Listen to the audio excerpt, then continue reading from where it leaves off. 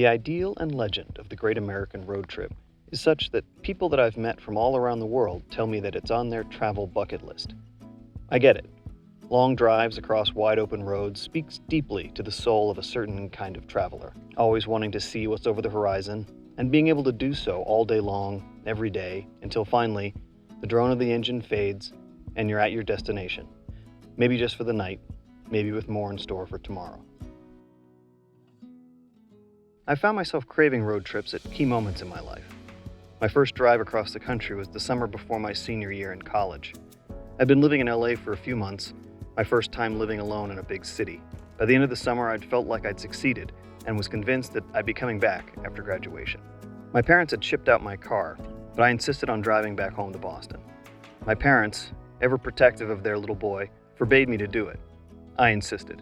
As funny as it sounds, I saw it as my passage to adulthood. It's not that I wanted to do it, I needed to do it. They said no. And I said, well, I'm here and you're there, and there's nothing you can do about it. Pretty sure they're still pissed about that. It was unquestionably the right decision. My first grand adventure on my own. 3,000 miles, nothing but a box of CDs beside me. It was incredible. A year later, a month after graduation, and with my roommate as a co-pilot, I packed up my first new car and headed west, seeking fame and fortune in the City of Angels. I don't know if I found either, or both. I suppose it's how you quantify it. I certainly found a job I loved, and that turned into a career, and eventually I landed my dream job. 10 years had passed since I'd arrived in Los Angeles at the end of that road trip.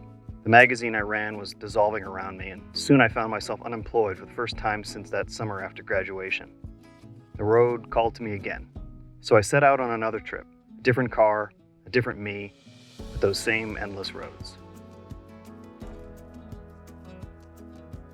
I arrived home after several weeks, refreshed and optimistic.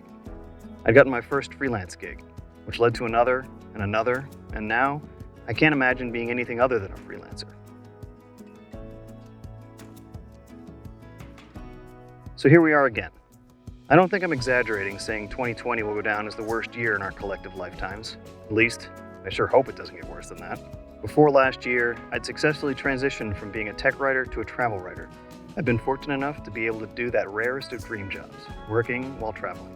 I'd met amazing people all over the world and been lucky enough to call many of them friends, all to have the world suddenly shrink to be no bigger than my house for weeks, then months on end. Worse, I had no idea if I'd ever be able to get that life back, that life that had made me so happy and so content. I'm still not sure, but I'm trying. You're watching me try. So with my engine roaring, I'm going to keep seeing what's over that next horizon. I hope you keep joining me. Thanks for watching.